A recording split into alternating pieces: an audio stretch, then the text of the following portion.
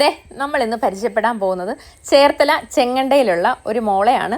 അപ്പോൾ നമ്മൾ അവിടെ ചെല്ലാൻ ഉള്ളൊരു സാഹചര്യം എന്ന് പറഞ്ഞാൽ ആ മോൾക്ക് ഒരുപാട് കഴിവുകളുണ്ട്. പക്ഷേ ഈ കഴിവുകളൊന്നും പുറത്തേക്ക് കൊണ്ടുവരാൻ പറ്റാത്ത രീതിയിൽ 4 ചുവരുകൾക്കുള്ളിൽ ഒതുങ്ങിയിരിക്കുകയാണ്.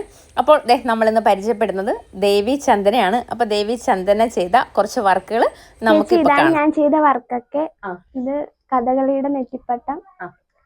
കഥകളിയുടെ നെറ്റിപ്പട്ടാണ് അല്ലേ? ഇത് സാധാ നമ്മൾ ഉണ്ടാക്കുന്ന നെറ്റിപ്പട്ടമല്ല, കഥകളിയുടെ നെറ്റിപ്പട്ടം.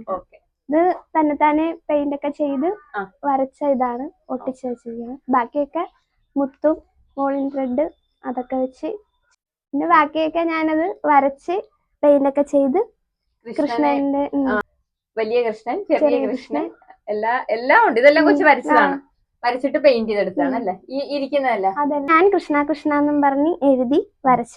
ഇത് ഫുള്ള് കൃഷ്ണ കൃഷ്ണ എന്ന് എഴുതിയിരിക്കുന്നത്. എന്നിട്ട് വാട്ടർ പെയിന്റ് എത്ര ലെറ്ററിങ് ഉണ്ടെന്ന് അറിയാൻ പറ്റുമോ? കുറെ ഇല്ല, ഫിനിഷാണ് അവർ എഴുതിയത്.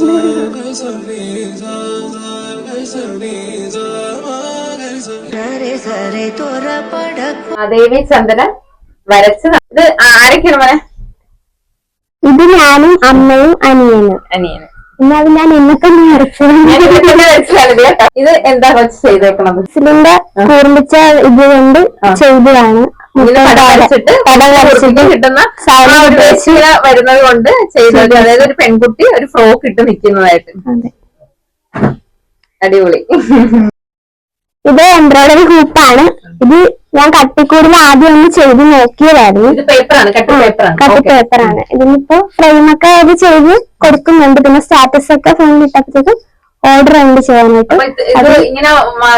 വെഡിങ് ആനിവേഴ്സറിക്കും ചെയ്ത് കൊടുക്കും. ആ ഡേറ്റിന് അവിടെ ഹേർട്ട് കൊടുത്തിട്ട് ഇതേപോലെ പിക്ചറൊക്കെ ആക്കി കൊടുക്കും. വരച്ച് ഡ്രോയിങ് ചെയ്യും, അതല്ലാണ്ട് ക്രാഫ്റ്റ് ഇങ്ങനെ ചെയ്ത് കൊടുക്കും. ഇത് ഞാൻ ചെയ്ത ബോട്ടിൽ ആർട്ടാണ്.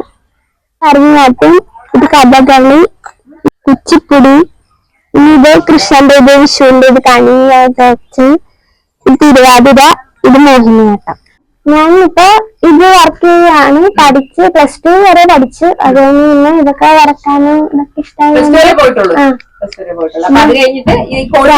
ഫാഷൻ ഡിസൈൻ പഠിച്ചു. എത്ര വർഷത്തെ കോഴ്സ്? 1 ഇയർ കോഴ്സ് പഠിച്ചിട്ട് ഇപ്പൊ ഇത് ചെയ്യുന്നു. അപ്പൊ മുന്നോട്ട് പഠിക്കുന്നില്ല?